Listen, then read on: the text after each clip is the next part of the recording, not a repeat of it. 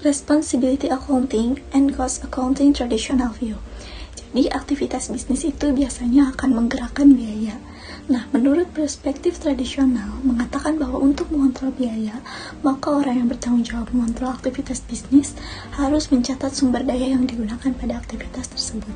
Nah, hal ini digunakan untuk bahan evaluasi, apakah perusahaan bisa berjalan efisien atau tidak. Nah, valuasi bisa menggunakan analisis biaya dengan membandingkan antara biaya aktual atau actual cost dan biaya yang seharusnya atau cost that should have been incurred. Nah, perbedaan antara biaya aktual dan biaya yang seharusnya inilah yang disebut dengan variance. Nah, untuk selanjutnya ada organizational structure. Perusahaan itu harus memiliki struktur organisasi yang jelas agar terkontrol operasional bisa berjalan efektif. Nah, kebutuhan yang paling penting di dalam mengorganisasikan sebuah perusahaan adalah menghindari tumpang tindih tanggung jawab. Jika terjadi tumpang tindih tanggung jawab, maka perusahaan tidak akan efektif. Nah, untuk mencapai tujuan tersebut, maka satu orang harus bertanggung jawab pada satu aktivitas. Akan tetapi, hal ini bukan berarti seseorang tidak bisa mendelegasikan bekerja sama antara unit dalam perusahaan. Nah, selain itu, setiap manajer juga harus mengerti tentang tanggung jawabnya. Tanggung jawab tersebut harus tergambar dengan jelas, misalnya SOP tergambar jelas dengan menggunakan flowchart. Nah, selanjutnya itu ada determining who control cost. Pada perspektif tradisional, seseorang yang bertanggung jawab terhadap suatu aktivitas harus menyelenggarakan akuntansi terhadap biaya-biaya yang dikeluarkannya. Hal ini untuk memudahkan dalam menganalisis biaya yang bisa dikontrol atau uncontrollable cost dan biaya yang tidak bisa dikontrol atau uncontrollable cost. Singkatnya, walaupun sepertinya mudah, tetapi akan sulit dilakukan oleh manajer di level bawah. Nah, oleh karena itu, pengklasifikasian dibutuhkan untuk memudahkan perhitungan. Biaya itu terdiri dari dua elemen penting, yaitu ada harga per unit dan kuantitas bahan yang digunakan. Nah, yang terakhir itu ada responsibility for overhead cost. Nah, basis pendistribusian biaya overhead juga bermacam-macam, tergantung dengan kebutuhan perusahaan tersebut. Nah, ada dua langkah-langkah dalam perhitungannya, yaitu anggaran biaya yang langsung bisa ditelusuri. Nah, untuk selanjutnya kita membahas tentang responsibility reporting. Responsibility accounting, sistem akuntansi yang menghasilkan laporan biaya profit kepada manajer yang bertanggung jawab atas suatu aktivitas untuk pengendalian. Nah, untuk pengertian responsibility reporting itu sendiri adalah fase pelaporan responsibility accounting. Dari perspektif tradisional, responsibility reporting itu memiliki dua tujuan utama, yaitu yang pertama memotivasi orang untuk mencapai performa terbaik dengan melakukan efektivitas kepada atasan masing-masing. Nah, yang kedua itu menghasilkan informasi untuk membantu manajer yang bertanggung jawab untuk mengevaluasi efektivitas. Karakteristik responsibility reporting. Yang pertama, laporan sebaiknya sesuai dengan bagian organisasi. Laporan seharusnya sesuai dengan struktur jabatan masing-masing organisasi. Misalnya, untuk top management, maka laporan yang disampaikan merupakan plan view atas perusahaan. Yang kedua, laporan sebaiknya konsisten dalam hal bentuk dan isi setiap kali diterbitkan. Perubahan hanya dilakukan bila alasannya kuat dan disertai dengan penjelasan kepada para pengguna. Yang ketiga, laporan sebaiknya tepat waktu. Laporan seharusnya tepat waktu meskipun banyak inefisiensi yang akan dilaporkan. Maka, harus segera dilaporkan sehingga manajemen dapat melakukan tindakan antisipasi atas kejadian tersebut. Informasi selalu mengalami deteriorate terhadap waktu, sehingga informasi yang tepat waktu sangatlah penting dalam pengambilan keputusan. Yang keempat, laporan sebaiknya diterbitkan secara teratur untuk meningkatkan kegunaannya. Laporan seharusnya diterbitkan sehingga manajer akan mengetahui kapan laporan akan tersedia. Yang kelima, laporan seharusnya mudah dipahami. Jika laporan tersebut memiliki terminologi akuntansi sulit dipahami, maka informasi penting akan selalu sulit untuk dikomunikasikan atau bisa jadi akan timbul miskomunikasi antar pembuat laporan dan penggunanya. Yang keenam, laporan sebaiknya menyampaikan rincian yang memadai, namun tidak berlebihan. Laporan seharusnya ringkas namun tidak menghilangkan unsur detail. sehingga pengguna tidak merasa berlebihan dalam memperoleh informasi. Dikarenakan jika pengguna memperoleh informasi yang berlebihan, bisa membuat pengguna bingung dalam mengambil keputusan atau melakukan tindakan atas suatu laporan. Yang ketujuh, laporan sebaiknya membandingkan biaya aktual dengan biaya yang dianggarkan. Laporan seharusnya membandingkan antara kejadian aktual yang terjadi dengan anggaran yang telah disusun, sehingga bisa dilakukan evaluasi atas keduanya. Yang kedelapan, laporan sebaiknya bersifat analitis. Laporan seharusnya bersifat analitis sehingga atas laporan tersebut dapat dilakukan pemahaman atau penelitian lebih mendalam oleh akuntan, guna untuk membuat keputusan selanjutnya. Yang terakhir, laporan untuk manajemen operasi sebaiknya dinyatakan dalam unit fisik maupun dalam nilai kurs mata uang, karena informasi dalam kurs mata uang tertentu bisa saja tidak relevan.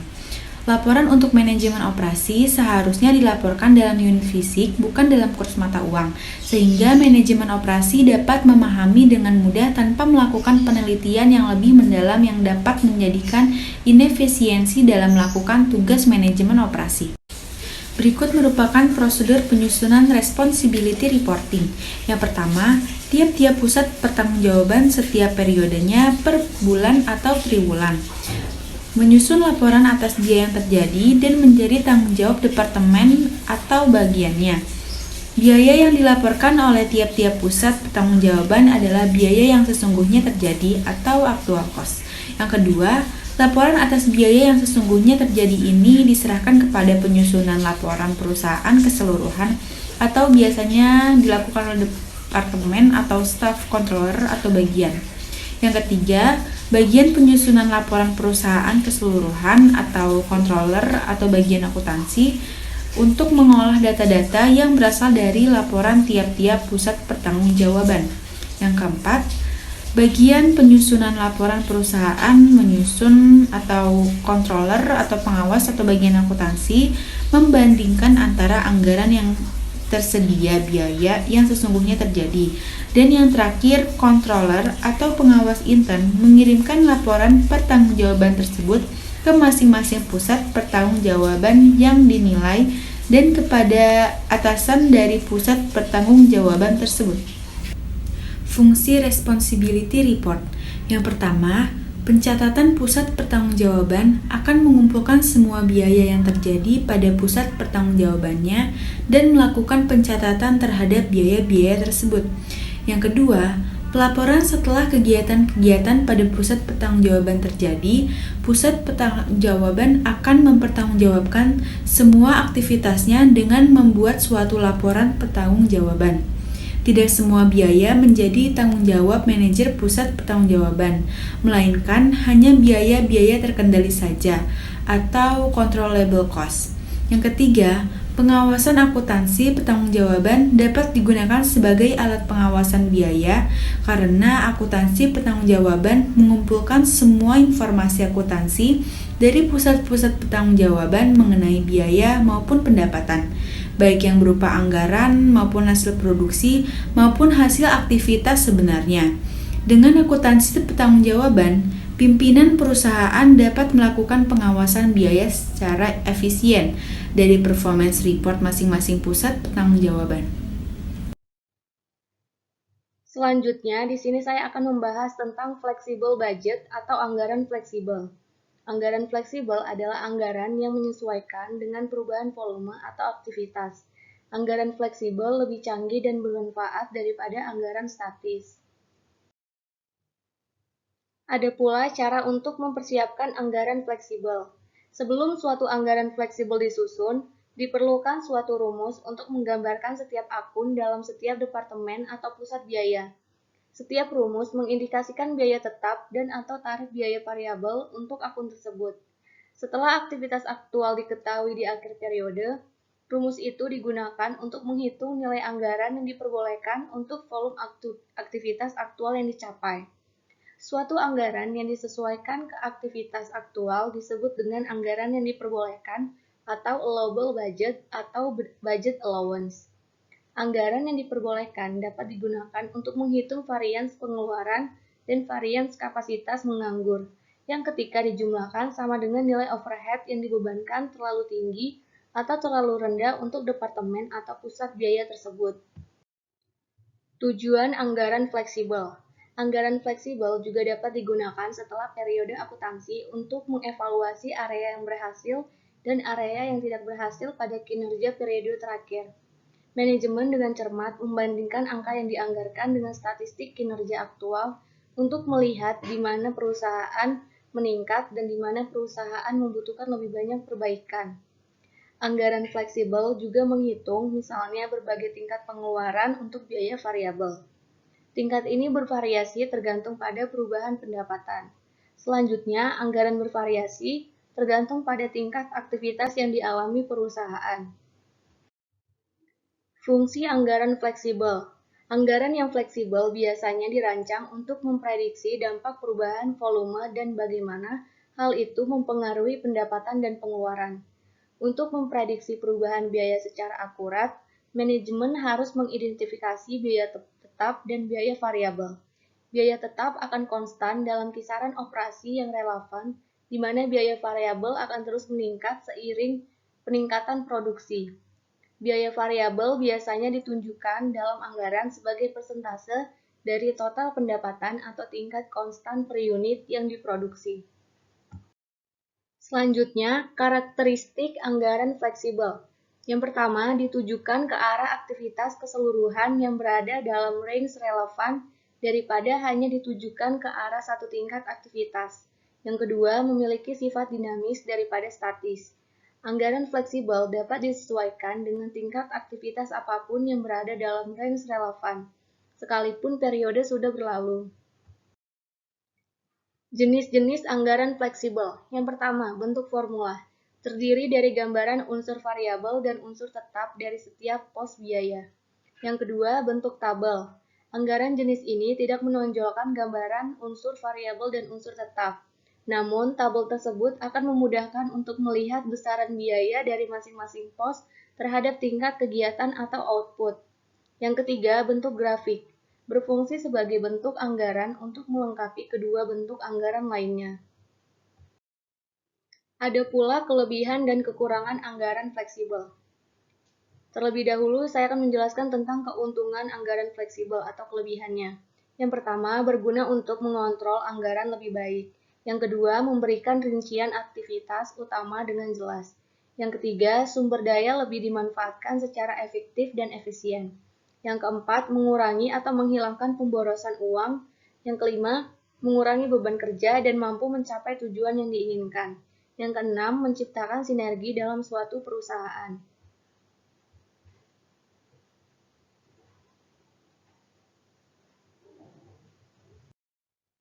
Selanjutnya, kekurangan anggaran fleksibel. 1. Cenderung lebih cocok digunakan untuk hanya perusahaan besar. Kedua, asumsi yang digunakan belum tentu akurat. Yang ketiga, memerlukan lebih banyak sumber daya manusia dalam pelaksanaannya. Yang keempat, butuh lebih banyak biaya dan waktu dalam pengerjaannya dibandingkan dengan anggaran tradisional. Yang kelima, termasuk ke dalam anggaran yang kompleks dan dibutuhkan pemahaman yang lebih dalam. Analisis penyimpangan anggaran fleksibel. Yang pertama, penyimpangan efektivitas. Penyimpangan ini disebut juga sebagai penyimpangan volume atau penyimpangan target yang ditentukan. Contoh dari penyimpangan efektivitas. Misal, target produksi yang ditetapkan perusahaan adalah 80.000 unit, tetapi hanya tercapai 65.000 unit. Maka keadaan ini disebut sebagai tidak efektif. Kedua, penyimpangan efisiensi. Penyimpangan efisiensi terjadi karena perubahan harga per unit atau karena penggunaan input yang tidak efisien, yaitu anggaran input lebih kecil daripada input aktual. Tugas dari manajemen perusahaan adalah menemukan kendala sehubungan dengan penyimpangan tersebut dan mencari solusinya. Selanjutnya, cara membuat anggaran fleksibel. Yang pertama, menentukan rentangan yang relevan atau relevant range. Adapun yang dapat diharapkan pada range ini yaitu aktivitas akan fluktuasi selama periode yang akan datang. Kedua, menganalisis biaya pada rentangan yang relevan dengan menentukan jenis biaya, yaitu biaya tetap atau biaya variabel dan biaya campuran. Ketiga, memisahkan biaya berdasarkan jenisnya, serta menentukan rumus biaya variabel dan biaya campuran. Yang keempat, setelah itu dengan menggunakan rumus biaya variabel, maka anggaran fleksibel disusun berdasarkan pada biaya yang dikeluarkan di berbagai tingkat aktivitas sepanjang relevan range. Setelah kita mengetahui cara membuat anggaran fleksibel, selanjutnya ada pula rumus anggaran fleksibel, yaitu besarnya anggaran fleksibel sama dengan biaya variabel dikali kuantitas ditambah biaya tetap. Contoh penghitungan anggaran fleksibel. Contoh yang pertama, PT Barito Cahaya Abadi yang merupakan pabrik kaca spion motor berencana memproduksi kaca spion motor Honda Supra X sebanyak 16.000 unit pada bulan Januari 2021. Diketahui biaya variabelnya sebesar 10.000 per unit dan biaya tetapnya sebesar 30 juta. Berapa besar anggaran fleksibelnya? Berarti kita masukin ke rumus besaran anggaran fleksibel, yaitu 10.000 dikali 16.000 unit ditambah 30 juta sama dengan 190 juta. Dari contoh anggaran fleksibel ini, diketahui bahwa PT Barito Cahaya Abadi membutuhkan dana sebesar 190 juta untuk memproduksi 16.000 unit kaca spion motor Honda Supra X pada bulan Januari 2021. Contoh kedua, suatu produksi memiliki rencana dengan jumlah 10.000 unit dengan biaya variabel sebesar 7.000 dan biaya tetap sebesar 17 juta. Maka perhitungan besaran anggaran fleksibelnya yaitu 7.000 dikali 10.000 ditambah 17 juta, sehingga hasilnya adalah 87 juta. Sekian penyampaian dari kelompok kami, kurang dan lebihnya mohon dimaafkan. Jika ada kritik dan saran bisa dicantumkan di kolom komentar. See you guys!